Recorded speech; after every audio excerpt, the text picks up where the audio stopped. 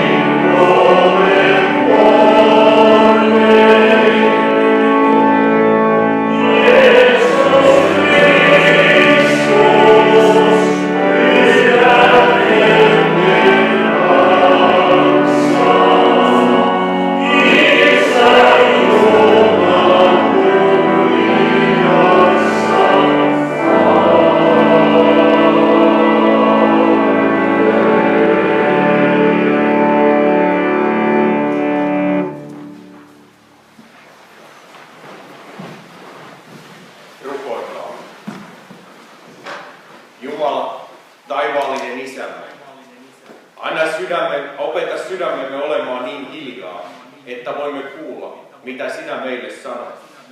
Auta meitä olemaan nöyriä, että voit käyttää meitä palveluksessasi. Auta meitä tulemaan puhdas sydämisiksi, että saamme nähdä sinua. Tee meidät niin pieniksi, ettei meidän koskaan tarvitse kääntyä siltä ahtaalta portilta, joka vie valoon ja vapauteen. Muistuta meitä siitä, että kaikki on sinun suurta armoasi. Kiitos Isä uskollisuudestasi. Ylistämme sinua, poikasi Jeesuksen Kristuksen tähden. Aamen.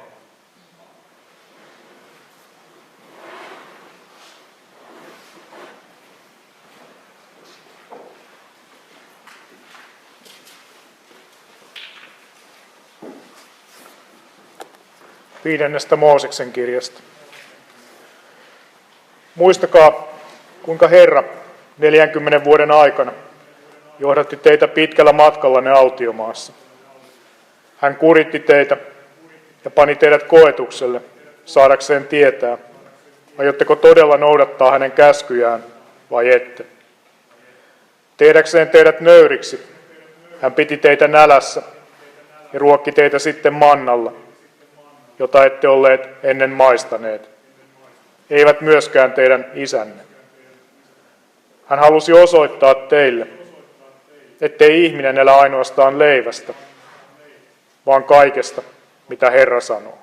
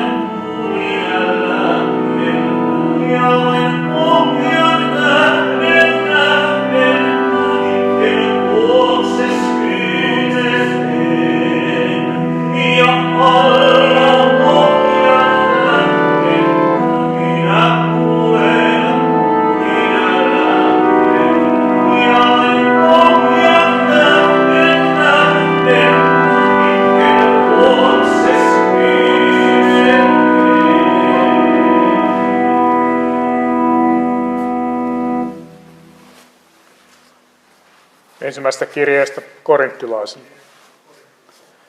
Veljet, haluan teidän tietävän, että isämme vaelsivat kaikki pilven johdattamina ja kulkivat meren poikki.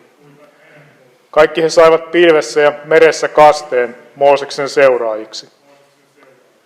Kaikki he söivät samaa hengellistä ruokaa ja joivat samaa hengellistä juomaa. Hehän joivat siitä hengellisestä kalliosta, joka kulki heidän mukanaan. Tämä kallio oli Kristus. Mutta useimmat heistä Jumala hylkäsi. Kohtasihan heidät tuho autiomaassa.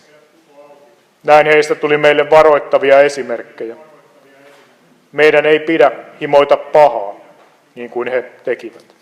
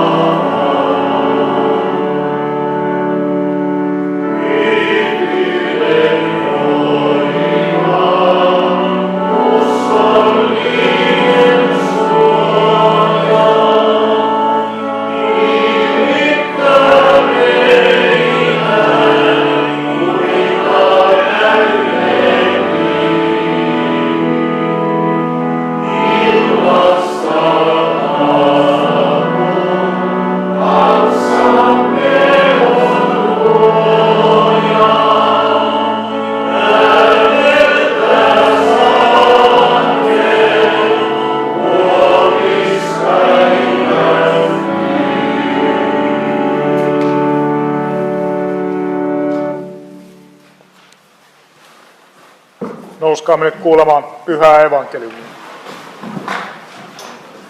Pyhästä evankeliumista Johanneksen mukaan. Jeesus lähti Galilean järven eli Tiberiaan järven toiselle puolelle. Häntä seurasi suuri väkijoukko. Siellä ihmiset olivat nähneet tunnusteot, joita hän teki parantamalla sairaita. Jeesus nousi vuoren rinteelle ja asettui opetuslapsineen sinne istumaan. Juutalaisten pääsiäisjuhla oli lähellä. Jeesus kootti katseensa ja näki, että suuri ihmisjoukko oli tulossa. Hän kysyi Filippukselta, mistä voisimme ostaa leipää, että he saisivat syödäkseen. Tämän hän sanoi koetelleksaan Filippusta, sillä hän tiesi kyllä, mitä tekisi. Filippus vastasi, 200 denaarin leivästä ei riittäisi heille edes pientä palaa kullekin. Silloin eräs opetuslapsi, Simon Pietarin veli Andreas, sanoi Jeesukselle, täällä on poika, jolla on 5 ohraleipää ja 2 kalaa. Mutta miten ne riittäisivät noin suurelle joukolle? Jeesus sanoi, käskekää kaikkien asettua istumaan. Rinteellä kasvoi rehevä nurmi ja ihmiset istuutuivat maahan. Paikalla oli noin 5000 miestä. Jeesus otti leivät, kiitti Jumalaa ja jakoi leivät syömään asettuneille. Samoin hän jakoi kalat ja kaikki saivat niin paljon kuin halusivat. Kun kaikki olivat kylläisiä, Jeesus sanoi opetuslapsilleen, kerätkää tähteeksi jääneet palaset, ettei mitään menisi hukkaan. He tekivät niin, ja 5 ohraleivästä kertyi vielä 12 täyttä korillista palasia, jotka olivat jääneet syömättä. Kun ihmiset näkivät, minkä tunnusteon Jeesus teki, he sanoivat, tämä on todella se profeetta, jonka oli määrä tulla maailmaan. Mutta Jeesus tiesi, että ihmiset aikovat väkisin tehdä hänestä kuninkaan. Ja siksi hän vetäytyi taas vuorelle. Hän meni sinne yksin.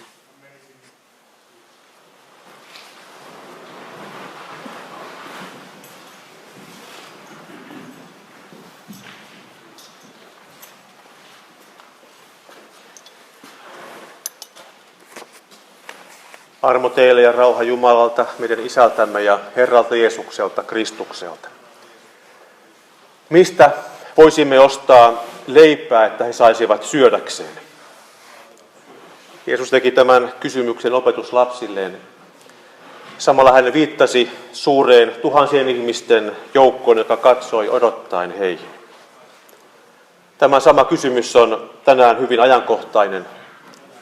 Leivän riittävyydestä on kysymys, joko kirjaimellisesti tai kuvannollisesti. Monia painaa työttömyys tai huoli työn loppumisesta. Työn loppuminen voi tuoda mukanaan myöskin leivän kapenemisen, pelon leivän loppumisesta. Taustalla ovat mantereita mullistavat muutokset. Työ on painut Suomesta halvemman tuotannon maihin ja maamme painiskelee velkaantumisen kanssa. Maamme on kuitenkin edelleen leveän leivän maa. Meillä on täällä riittävästi syötävää moneen muuhun maahan verrattuna. Siksi monet haluavat tulla tänne hädän keskeltä Syyriasta ja Irakista ja Afganistanista sotaa ja levottomuuksia pakoon. Kun maamme päättäjät katsovat työttömien ja maahanmuuttajien joukkoa, he kysyvät Jeesuksen tavoin, mistä voisimme ostaa leipää, että he saisivat syödäkseen. Jokapäiväinen leipä on ihmisen perustarpeita ja sen uhattuna oleminen painaa meidät maahan ja saa meidät myös laittamaan kätemme ristiin. Turhaan emme rukoile Isä meidän rukouksessa. Anna meille tänä päivänä meidän jokapäiväinen leipämme. Kaikki hyvä tulee viime kädessä Jumalalta, kaikkien hyvien lahjojen Isältä. Myös maan sato, kukoistava elinkeinoelämä ja turvallinen valtio, jolta riittää jaettavaksi tarvitseville. Tänä päivänä tarvitaan uutta uutteruutta, taloudellisuutta, toivoa ja rohkeutta, että meillä olisi leipää tarvitseville. Jeesuksella oli kuitenkin jo vastaus tiedossaan, kun hän teki tuon kysymyksen, mistä he saisivat leipää. Opetuslasten voimavarat olivat rajalliset. Edes yli puolen vuoden palkkaa vastaava rahasumma ei olisi riittänyt tuolle 5000 miehen joukolle ja vielä paljon suuremmalle määrälle naisia ja lapsia. Jeesus koetteli opetuslasten uskoa. Yrittävätkö he pärjätä vain omassa varassaan vai onko heillä uskoa ja rohkeutta turvautua Jumalan apuun? Silloin kun vastukset nousevat ylivoimaisiksi, kun meidän omat mahdollisuutemme lakkaavat, silloin Jumalan mahdollisuudet vasta alkavat. Jeesus käski ihmisten asettua ryhmiksi. Hän otti pienen pojan eväät, 5 leipää ja 2 kalaa, katsoi ylös taivaaseen, siunasi ruoan ja jakoi sen ruokailijoille. Poika antoi omat vähäiset lahjansa Jeesuksen käyttöön. Niillä oli siunausta. Joidenkin selittäjien mukaan pojan esimerkki sai muutkin avaamaan eväskorinsa ja jakamaan evänsä muiden kanssa nyyttikestien tapaan. Se ei ole kuitenkaan kertomuksen tarkoitus. Oleellista on se, että Jeesus siunaa ja murtaa leivän ja saa sen lisääntymään ja riittämään. Samalla tavalla hän teki viimeisellä ateriallaan ennen kuolemaansa. Jeesus otti leivän, siunasi, mursi ja antoi sen opetuslapsilleen sanoen, ottakaa ja syökää, tämä on minun ruumiini, joka annetaan teidän puolestanne. Tehkää se minun muistokseni. Vietämme tänään myös tämän Merikappelin 51-vuotisjuhlaa ja huomioon kiinnittyy tuohon alttaripöydän antependiumiin, alttariliinaan, jossa on Kristusmonogrammi, Kristuksen tunnus, ki, ro, ja siinä poikkipuun yläpuolella 2 kalaa ja sen alapuolella 5 leipää. Nuo 5 leipää, jotka on merkitty siunauksen ristinmerkillä, kuvaavat samalla myös Jeesuksen 5 haavaa. Haavat käsissä ja jaloissa ja sitten tuo punaisella merkitty keskimmäinen leipä kuvaa hänen kylkeensä pistettyä haavaa. Samalla tavoin monien keskiaikaisten kirkkojen alttaripöydän kivikanteen on merkitty 5 ristiä, kulmiin ristit ja sitten keskelle risti kuvaamassa tätä kylkihaavaa. Tuossa kauniilla tavalla Jeesuksen leipäihme, 5 leipää ja 2 kalaa on tuotu tähän ehtoollisen merkitykseen Jeesuksesta. Elämän leivästä riittää kaikille kaikkina aikoina elämän leipää. Jeesus antaa itsensä leiväksi maailman nälkään, joka ei ole vain leivän nälkää. Hyvinvoinnin ja runsauden keskellä koetaan elämän tarkoituksen nälkää, Jumalan yhteyden nälkää, anteeksi saamisen ja armon nälkää. Hyvät ystävät, ensi sunnuntaina on talvisodan päättymisen juhlapäivä. Sota-aikana, varsinkin jatkosodan vuosina, jouduttiin näkemään puutetta ja turvautumaan korvikkeisiin, kun yhteiset voimat suunnattiin sotaponnisteluihin. Omat voimavarat koettiin riittämättömiksi. Monet rukoukset suunnattiin Jumalalle, että puolustus kestäisi ja maa säilyisi itsenäisenä ja säilyttäisi vapautensa. Sodan aikana uskoa ja luottamusta Jumalaan koeteltiin, mutta silloin kun ihmisen mahdollisuudet pettävät, Jumalan vasta alkavat. Siksi Jumalaan turvauduttiin, häntä rukoiltiin. Se ei ollut mitään pula-ajan korviketta, vaan aitoa uskoa. Välillä minusta tuntuu siltä, että hyvinvoinnin ja menestyksen vuosina usko on saanut väistyä erilaisten korvikkeiden, valheellisten turvarakenteiden tieltä. Monien ihmisten pahoinvointi kaiken runsauden keskellä on osoittanut, että kaikkina aikoina on ollut Jumalan tuntemisen nälkää, tarvetta jättäytyä Jumalan varaan ja syödä hyvinvoinnin tuulihattujen sijasta rukiista uskonleipää. Tätä uskon rukiista leipää on kirkko kutsuttu tarjoamaan. Sitä onkin tarjolla jumalanpalveluksissa, kasteissa, hautajaisissa, vihkimisissä, rippikouluissa, radiohartauksissa tai silloin, kun ihmiset tavatessaan jakavat keskenään arkisella tavalla sen kokemuksen, että Jumala on hyvä. Samaan aikaan on kuitenkin myös merkkejä siitä, että kirkon usko on yhä useammin korvautumassa yhteiskunnallisilla kannanotoilla ja eettisillä puheenvuoroilla. Niitäkin tarvitaan, toki niitä tarvitaan, mutta lähimmäisen rakkaus saa voimansa uskosta Jumalaan. Siksi uskon ja rakkauden on oltava tasapainossa keskenään. Mitä sitten on kristillinen usko ja sen sisältö? Se, mikä on ollut vanhemmille sukupolville selvää jo kodista, pyhäkoulusta, koulusta ja rippikoulusta alkaen, on tämän päivän ihmisille usein hämärämpää. Taustalla on se, että yhteinen usko on usein korvautunut omalla uskolla, jonka ihminen itse rakentaa. Siksi niin moni vastaa kyselyissä kysymykseen uskosta. Uskon kyllä Jumalaan, mutta toisin kuin kirkko opettaa. Minusta olisi terveellistä aina uudelleen muistuttaa mieliimme, mitä kirkko oikein opettaa. Se rakentuu katekismuksessa 3 osaan, samoin kuin uskon tunnustuskin. Ensiksi uskon, että Jumala on hyvä luoja ja isä. Hänestä kaikki on lähtöisin. Hänen rakkaudestaan kaikki elää. Siksi meillä on maa, jonka ilmaa hengitämme, jonka puhdasta vettä juomme, jonka sadosta saamme ravinnon. Maapallo ei kuitenkaan kestä mitä tahansa. Kaikkea elollista on kohdeltava samalla rakkaudella ja kohtuudella, jolla Jumalakin hoitaa meitä luotujaan.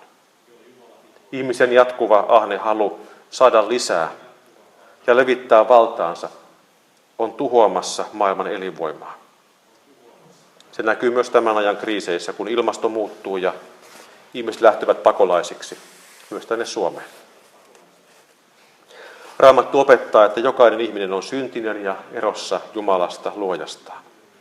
Siksi me rikomme tahtomattakin lähimmäisemme vastaan.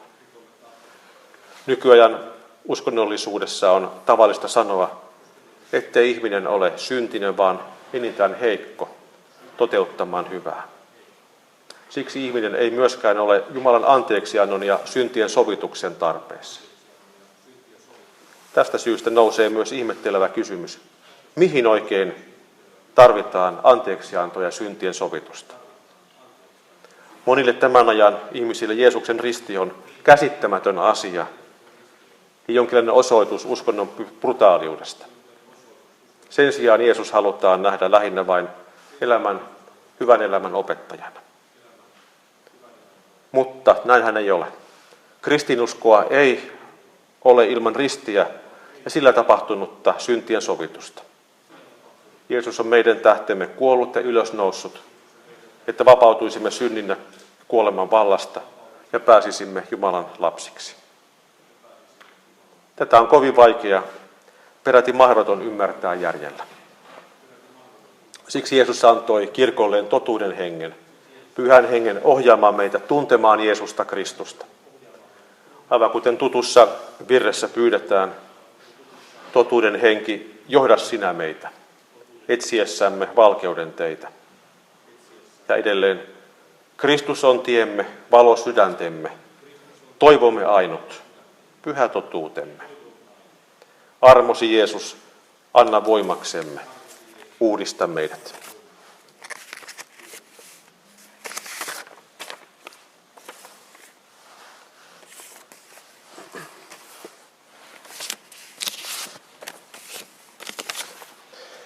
Hyvät ystävät, tänne päiville tulleet ja tähän jumalanpalvelukseen saapuneet, Tämän viikon psalmi kuvaa meidän tänne kokoontuneiden tuntoja, josta jo aamulla sanoin muutamia ajatuksia avaussanoissa. Onnellisia ne, jotka saavat voimansa sinusta, ne, jotka kaipaavat pyhälle matkalle. Kun he kulkevat vedettömässä laaksossa, sinne puhkeaa virvoittava lähde ja sade antaa heille siunauksensa. Olemme täällä Upiniemessä tämän päivän aikana kulkeneet yhteistä matkaa ja toivon mukaan kokeneet myöskin, että olemme olleet siunauksen lähteillä.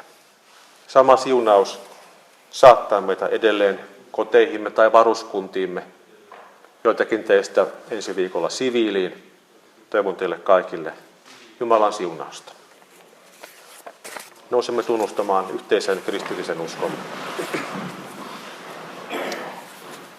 Minä uskon Jumalaan, Isään kaikkivaltiaaseen, taivaan ja maan luojaan, ja Jeesukseen Kristukseen, Jumalan ainoaan poikaan, meidän Herraamme, joka sikisi pyhästä hengestä, syntyi neitsyt Marjasta, kärsi Pontius Pilatuksen aikana, ristiin naulittiin, kuoli ja haudattiin, astui alas tuonelaan, nousi 3. päivänä kuolleista, astui ylös taivaisiin, istuu Jumalan, Isän kaikkivaltiaan oikealla puolella, ja on sieltä tuleva tuomitsemaan eläviä ja kuolleita.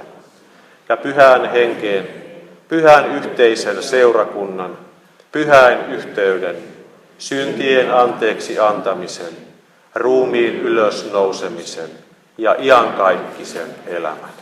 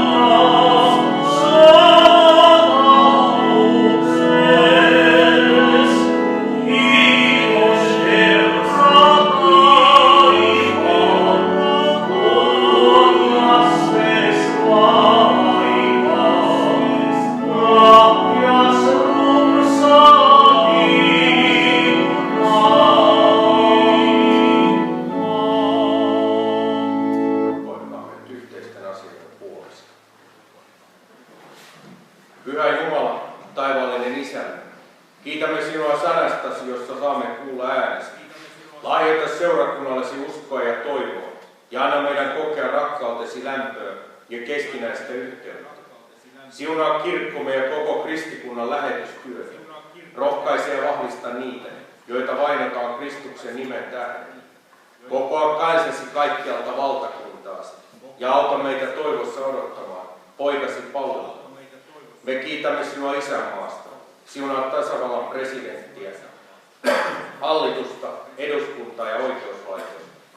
Anna siunauksesi kaikille puolustusvoimissa palveleville ja kaikille, jotka osallistuvat näille hengellisille päiville. Anna päättäjille vastuuntuntoa niin, että he edistäisivät aina oikeudenmukaisuutta. Ohjaa heitä toimimaan erityisesti niiden parhaaksi, jotka ovat heikoimmassa asemassa.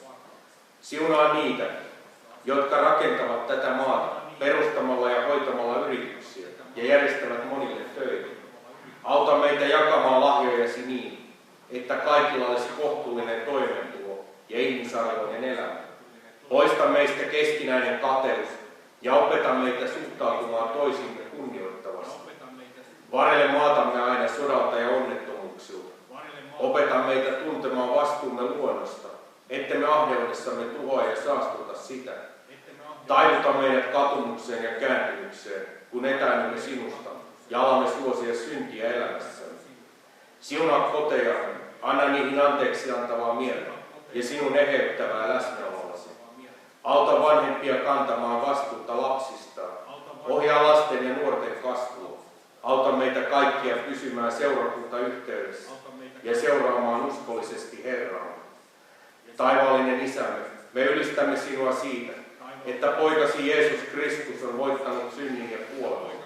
Kun kuolemamme hetki koittaa, ota meidät luoksesi taivaaseen, ylistämään sinua ikuisesti. Christus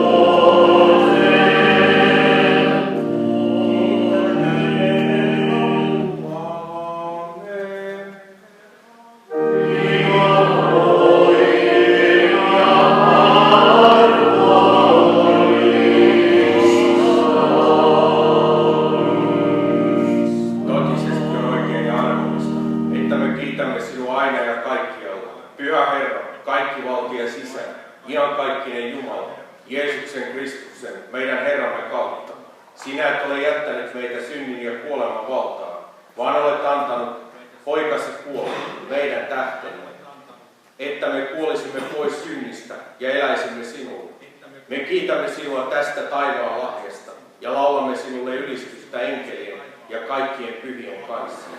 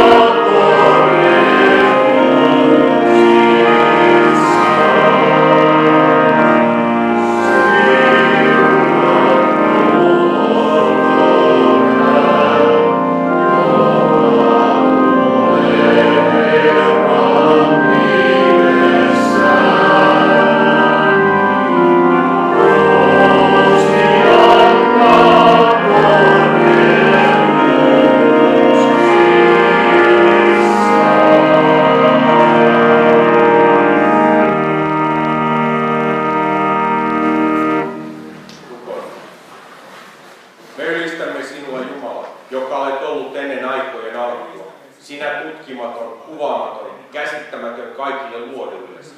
Me ylistämme sinua, joka ainoan poikasi kautta teit itsesi meille tutuksi.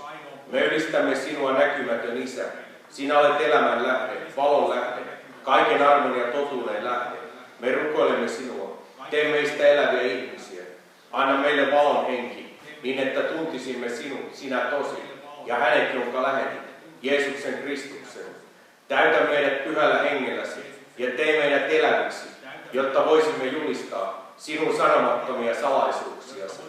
Anna Herra Jeesuksen Kristuksen puhua meissä ja pyhän hengen ylistää sinua meidän kauttamme.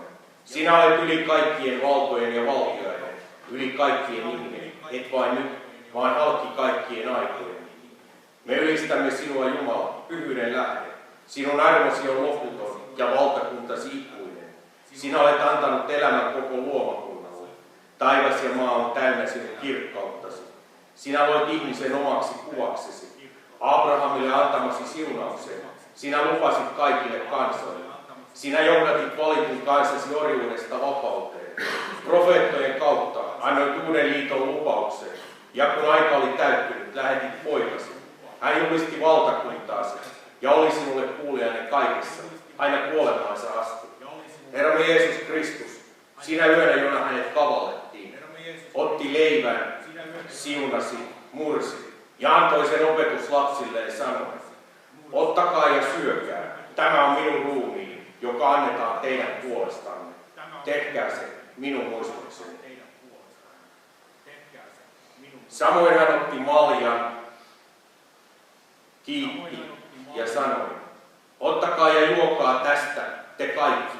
Tämä malja on uusi liitto minun veressäni, joka vuodatetaan teidän puolestanne syntien anteeksi antamiseksi. Niin usein kuin te siitä juotte, tehkää se minun muistokseni. Laupias Isä, me muistamme Herramme Jeesusta, joka uhrattiin meidän puolestamme. Me uskomme, että hän on noussut kuolleista ja tulee kerran kirkkaudessa. Häneen luottaen me odotamme pääsyä taivaan suureen juhlaan. Lähetä pyhä henkesi niin, että ottaisimme uskossa vastaan Kristuksen ruumiin ja veren. Auta kansasi valvomaan, rukoilemaan ja pysymään uskossa ja rakkaudessa, kunnes Jeesus Kristus, suuri esirukoilijamme, saapuu kunniassa. Hänen kauttaan, hänen kanssaan ja hänessä kuuluu sinulle kaikki valtia Isä, pyhän hengen yhteydessä, kunnia ja kirkkaus, aina ja ikuisesti.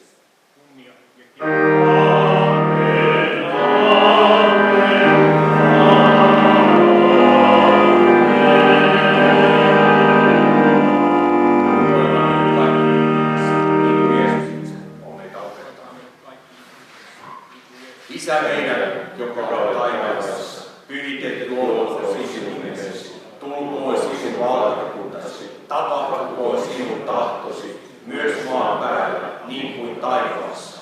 Anna meille tänä päivänä meidän jokapäiväinen leipämme, ja anna meille meidän syntimme anteeksi, niin kuin mekin anteeksi annamme niille, jotka ovat meitä vastaan rikkoneet.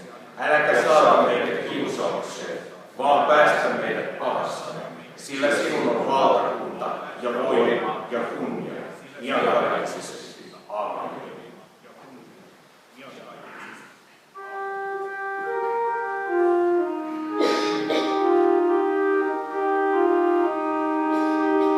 Herran rauha olkoon teidän kanssanne.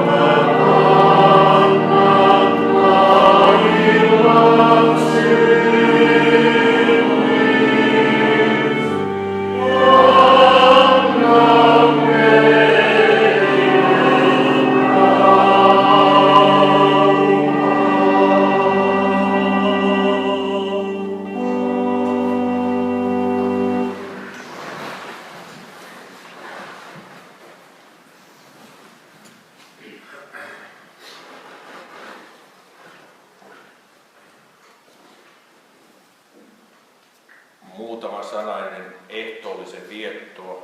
Nyt pääsette tutustumaan siihen viimeiseen merkittävään merikappelin esineeseen. Tämä ehtoollismalja ja Leppälautanen on aikanaan evakuoitu Suursaaresta, kun Suomen joukot sieltä lähtivät. Ja näissä erityistapauksissa me sitä mielellämme täällä aina käytetään. Oli aika suuri uhka, että ne olisi joutuneet museoon, mutta onneksi ovat täällä ja onneksi ovat käytössä.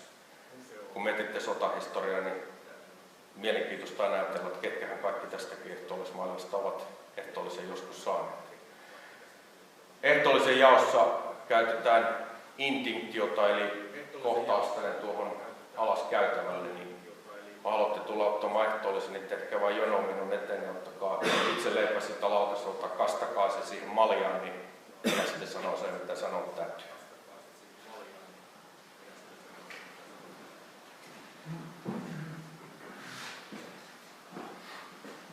Tulkaa siellä kaikki vaan.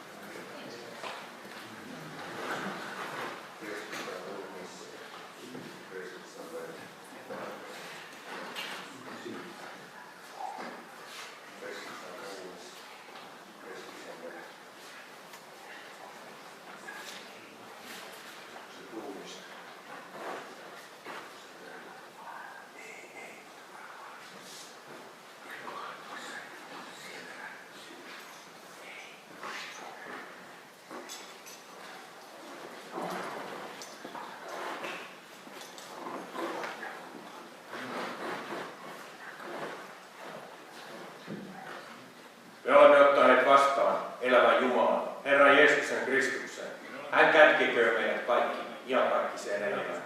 Jääkää Herran rauhaan. Kiittäkäämme ja rukoilkaa.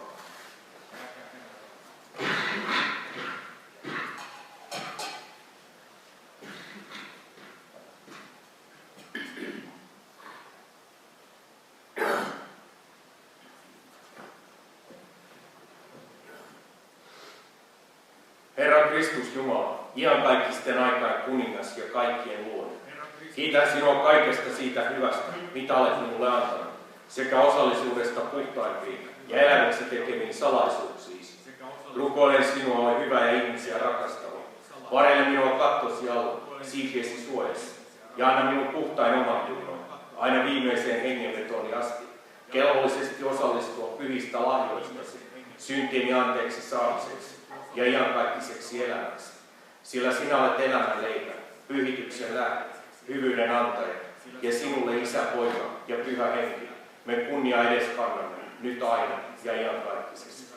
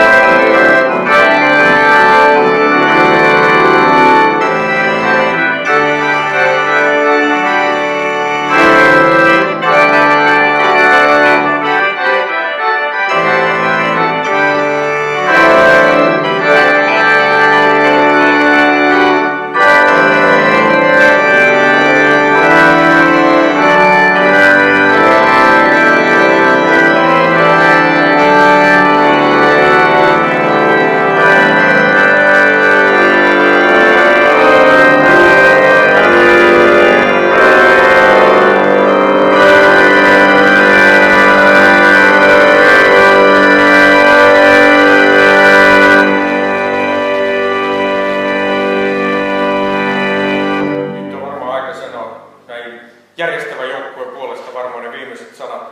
Ensin, jotta en unohda, niin ne käytännön asiat. Eli tuolla ylhäällä tämä illan musiikista vastasi kanttorina Arttu Selonen ja laulajana Klaus Pennanen. Ja tässä kohtaa, kun voidaan laskea, kun olen vaihtanut varustusta, että jumalanpalvelus on päättynyt, niin eikä nyt ole paikalla.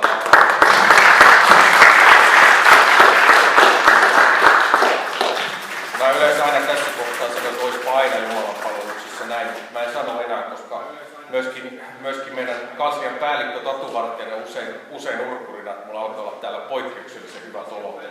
Tässä löytyy aina tää, sanotaan kotijoukkueesta löytyy kaikki pelaajat. Tämä oli nyt 2016 hengelliset päivät, tai siis hengellinen päivä. Ja viimeinen käytännön asia on se, että ne, jotka huomenna poistuu siihen, oliko se 9.32 junaa tai jotakin sen suuntaista, niin kello 9 lähtee viestikomppanian edestä kuljetus. Olkaa siinä, niin on varmaan helpompi jos ette myöhästy. Tällaiset ohjeet sain meille pitää ilmoittaa. Muussa tapauksessa ei oikeastaan ole jäljellä enää mitään muuta kuin ihan illan viimeinen aihe, eli esittelemme Rannikkosotilaskotiyhdistyksen Upiniemen paikallisosaston ylpeyden sotilaskotiauto Unelman, joka edelleenkin on käsittääkseni se kaikkein uusin sotilaskotiauto, mitä mistään tällä hetkellä löytyy.